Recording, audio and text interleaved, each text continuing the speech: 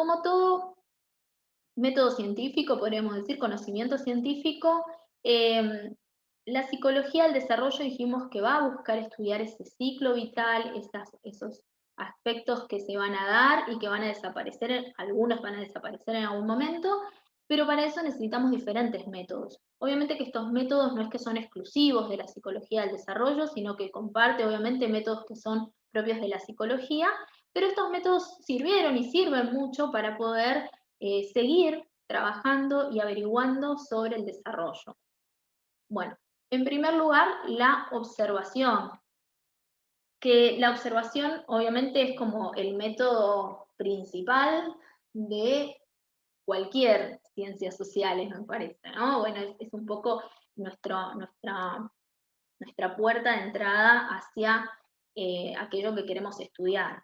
Tenemos dos tipos de observación, la naturalista y la estructurada. Tiene que ver esto con el, el modo o el lugar en donde uno está haciendo la observación. Cuando hablamos de observación naturalista, estamos hablando de una observación que se da en el lugar en el que suceden los comportamientos, los aspectos. Entonces, muchas veces el sujeto allí pasa a ser un observador participante, ¿no?, de esa situación. Eh, y bueno, obviamente que tenemos una observación directa, ¿no?, hacia lo que queremos observar en la situación. Cuando vamos a observar a una escuela, entonces ahí estamos teniendo una observación directa de los comportamientos del sujeto en el ámbito escolar. ¿Se comporta igual un nene de primer grado con un nene de primer año, un nene de quinto? No. Bueno, ahí estamos nosotros en el lugar en el que queremos observar, vamos a focalizar en lo que eh, queremos observar y sacaremos todo el registro que nos parece importante. ¿Cuál es un poco la contra que tiene esto? Es que, bueno, eh, no está teniendo quizás a veces todos los factores que influyen. Ve, recorta cómo se comportan los sujetos, se da o no se da en determinado sujeto, hace o no hace determinado comportamiento, pero no tiene tanto en cuenta las oportunidades, ¿sí?, que tiene cada sujeto. No todos los sujetos tenemos las mismas oportunidades de poder expresar un comportamiento, a veces porque el contexto no nos permitió, porque no estamos estimulados para hacerlo. No hay tanto manejo de esas variables. O sea, no hay tanto manejo, no hay manejo de esas variables porque es una observación en la cual no intervenimos nosotros más que nada, más que como espectador. En cambio, en la estructurada lo que nos permite es poder manejar, ¿sí?, esa observación generando el contexto necesario para ver si se da o no se da la, el determinado aspecto, determinado comportamiento. Entonces nosotros tenemos más control de variables, podemos poner o no poner alguna variable, podemos estimular más, o sea, poner más una variable para ver cómo influye en el comportamiento que queremos saber. Eh, entonces permite poder tener una observación, a ver, que no va a ser igual que la otra, porque no es lo mismo la situación en el lugar de, digamos, natural en el que sucede, pero sí nos permite poder indagar mucho más en algunos aspectos y de posibilidades que pueda tener el sujeto, se nos achica mucho más las variables, podríamos decirlo así. En este caso, con la observación estructurada, lo que planteaba el texto como ejemplo, decía, bueno, por ejemplo, si uno quiere estudiar qué efecto tienen ciertos juguetes como distractores ante otras actividades, bueno, yo les presento los juguetes distractores en determinado momento, los pongo, los saco, los pongo en determinado momento y veo qué reacción tienen. Que eso quizás en, no sé, en una observación en una escuela no puedo manejar tanto, porque por ahí no voy a ser yo la que incluya o excluya un objeto para ver cómo reacciona. En una observación estructurada, sí.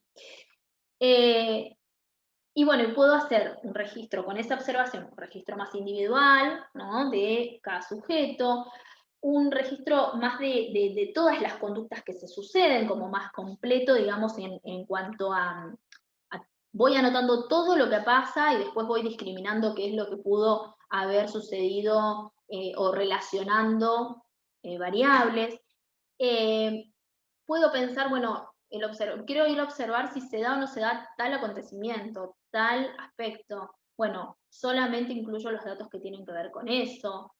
Ahí va, digamos, esa observación va a estar mediatizada también por el modo en que yo estoy queriendo observar la situación. Y puedo también hacer lo que dice, digamos, el texto plantea este muestreo de tiempo, ¿no?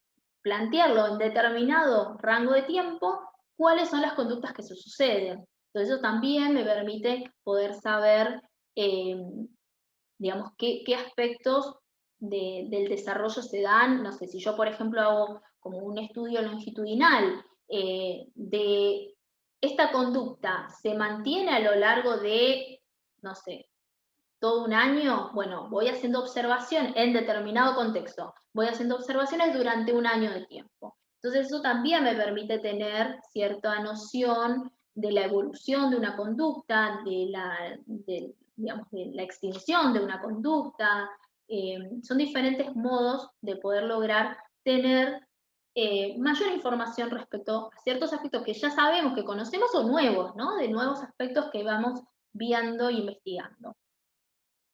Como contra, bueno, obviamente que como uno está participando, el naturalista está ahí, está participando, está siendo parte de esto, puede ser que influya ese observador ahí en ese ámbito naturalista, digamos, en ese ámbito de la cotidianidad.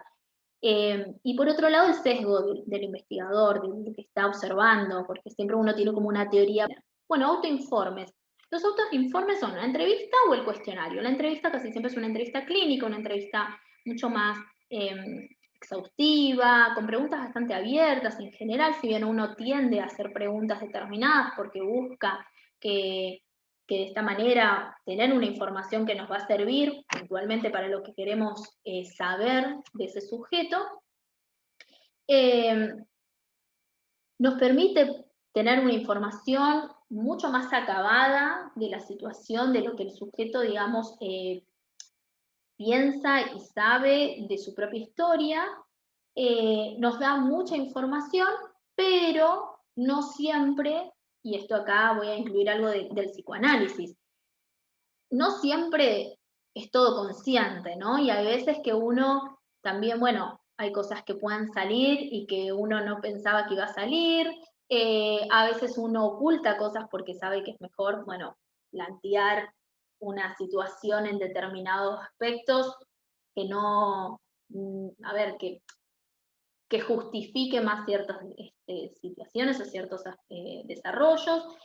Entonces, principalmente esto le digo porque ustedes tienen el texto y está puntualmente abocado hacia lo que tiene que ver con la psicología del desarrollo del niño, y precisamente esta entrevista casi siempre está destinada hacia los padres.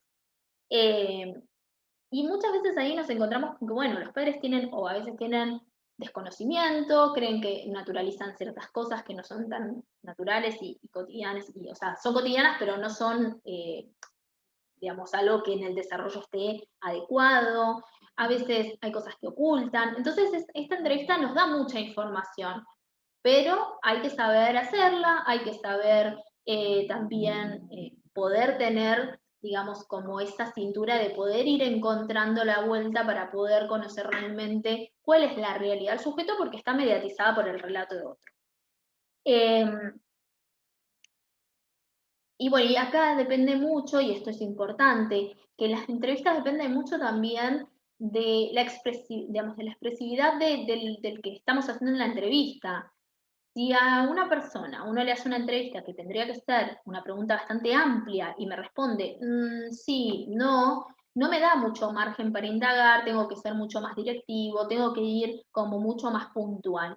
Hoy por hoy, para algunos casos y algunas entrevistas padres en ciertos diagnósticos del desarrollo, se hacen entrevistas, pero con un híbrido entre entrevista y cuestionario. O sea, son muy específicas las preguntas y se busca se insiste en que se dé toda la mayor cantidad de información respecto a esta pregunta. Entonces ahí uno evita un poco esto de que a veces por ahí, bueno, no esté, digamos, del todo completa la entrevista o sea muy escueta la respuesta.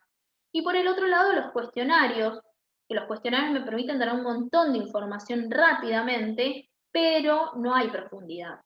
Entonces, esto es la contra que tiene el cuestionario, pero sí es verdad que nos da mucha información respecto a ciertas cuestiones más generales, más de, bueno, de ver si somos muy específicos, por ahí nos da buena información.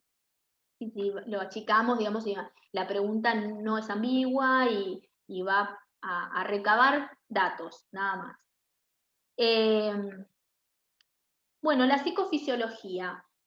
La psicofisiología es un método que sirvió y sirve actualmente para poder ver qué cuestiones físicas se activan en determinadas situaciones emocionales, afectivas, cognitivas, ¿no? ¿Qué aspectos cognitivos? Cuando aprendemos algo nuevo se activan mayoritariamente el área prefrontal. ¿Eso cómo se supo? Y bueno, se supo a partir de la investigación psicofisiológica, de la investigación de, bueno, cuando hubo, digamos, estudios como electroencefalogramas o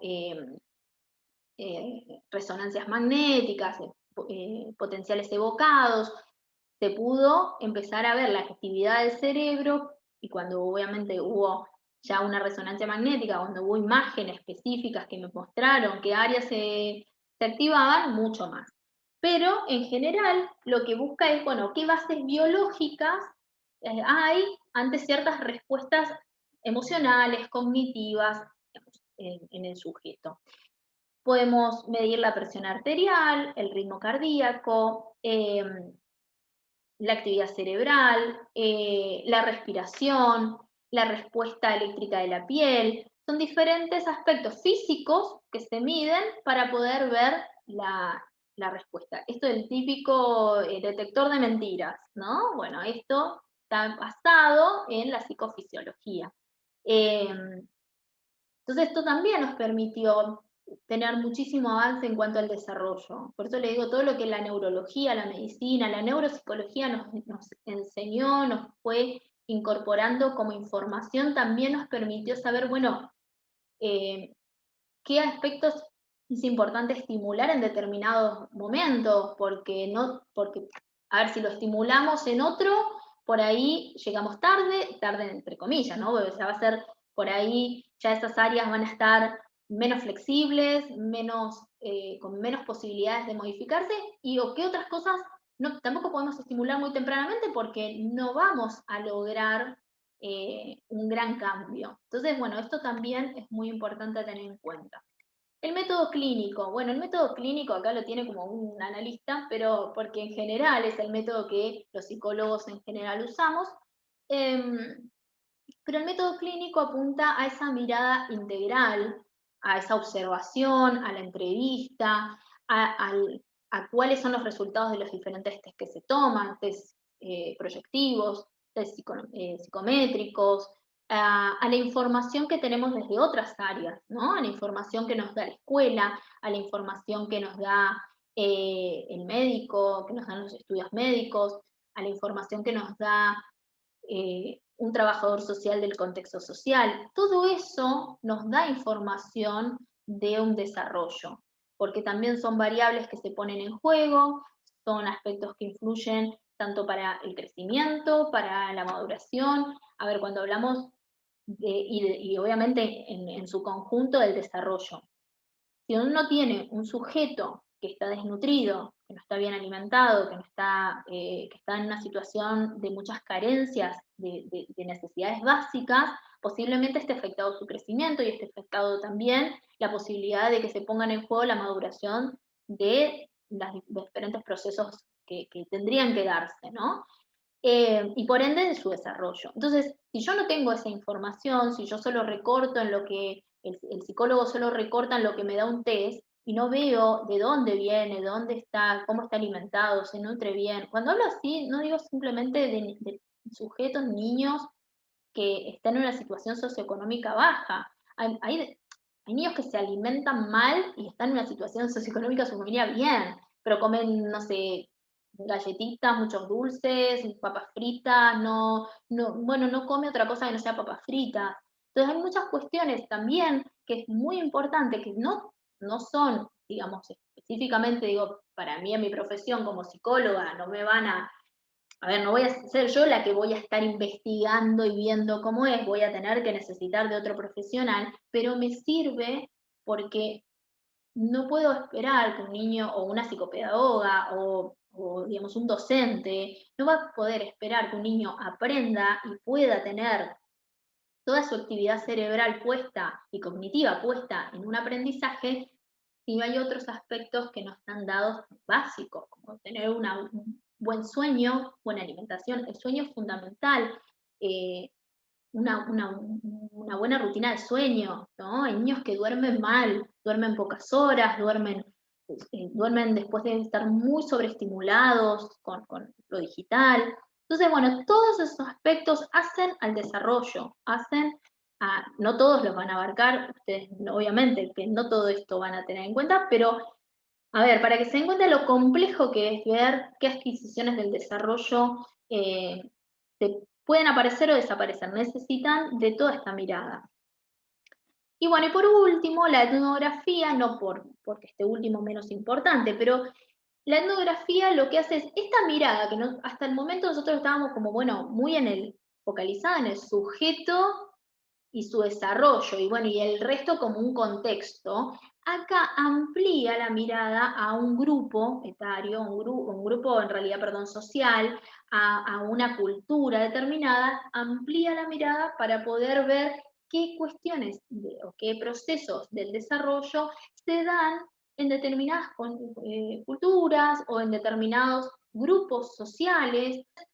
En este sentido, la etnografía lo que trata de hacer es una mirada más global, más del sujeto, no solo de un sujeto, sino de todos los sujetos y de qué cosas y qué aspectos se van dando. Obviamente que utiliza la observación y muchas veces la observación participante en esa situación, utiliza registros, cuestionarios, eh, pero también utiliza mucho su interpretación. Y ahí es en donde quizás tenga más limitación, porque bueno, en esa interpretación y al ser parte de ese entorno, muchas veces el sesgo, lo que yo les digo, el sesgo del investigador, del observador, hace que tengamos un resultado que puede ser que no sea exactamente el ideal. Y algo que también sucede, que con la etnografía quizás lo que se busca es evitar eso, es que sucede muchas veces con el método clínico, que lo que uno observó y pudo analizar y algún tipo de proceso que uno dice, bueno, apareció por determinado momento, quizás no se pueda traspolar a generalizar, digamos, a otras situaciones. ¿Sí? Entonces, la etnografía un poco trata de ver, bueno, en lo global, qué es lo que se sucede y se repite entre los sujetos de un mismo contexto. Y algo importante en cualquier método de la psicología, pero de la psicología del desarrollo, porque estamos haciendo específicamente este tema, es que cualquier método tiene que ser fiable y tiene que ser válido. ¿Qué decimos cuando con fiabilidad? Que es que sea algo fiable, que obviamente si yo lo aplico y lo vuelvo a aplicar y lo repito, me va a dar un resultado parecido. Y que sea válido es que obviamente lo que yo quiero medir con ese método, lo que yo quiero investigar, lo que yo quiero saber si ese método, o sea, si ese proceso se dio o no se dio, con el método que utilizo realmente logre obtener esa información. ¿Sí? Si yo quiero saber si un sujeto tiene determinado coeficiente intelectual, no puedo aplicar cualquier método psicométrico o proyectivo. Digamos, obviamente la figura humana tiene digamos, una mirada psicométrica y de poder, por ejemplo, sacar ahí información respecto al coeficiente intelectual, pero no me va a dar la información certera si yo no aplico un método específico que va a ir a ver las variables de ese proceso que yo quiero saber si se da o no se da. Entonces eso es la validez que tiene un método y es muy importante. Si no es fiable y no es válido, posiblemente la información que tengamos es una información que no va a poder ser pensada como, a ver, como general o como certera de un momento, un desarrollo, de una etapa determinada. Teorías, no voy a entrar en detalles, simplemente les voy a nombrar psicoanálisis, conductismo, la teoría del aprendizaje social es la teoría de Bandura, la etología, la de Konrad Lorenz, que trató de llevar lo que observaba en el ámbito de la especie animal, digamos, de los no humanos, a, a la especie humana.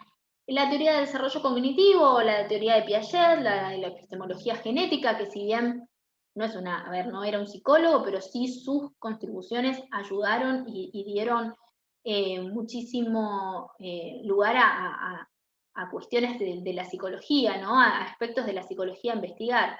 El procesamiento de la información, que tiene que ver, ahí sí, con todo lo que puntualmente es la psicología cognitiva, la que se le dice el procesamiento de la información, la teoría ecológica de los sistemas, que lo que tiene en cuenta esta teoría de los sistemas es justamente el microsistema, el macrosistema, el exosistema, el cronosistema, o sea, cómo los diferentes ámbitos o contextos en el que el sujeto está y cómo su interacción entre esos sistemas va a llevar a que el sujeto tenga determinada conducta, determinado comportamiento, determinada personalidad.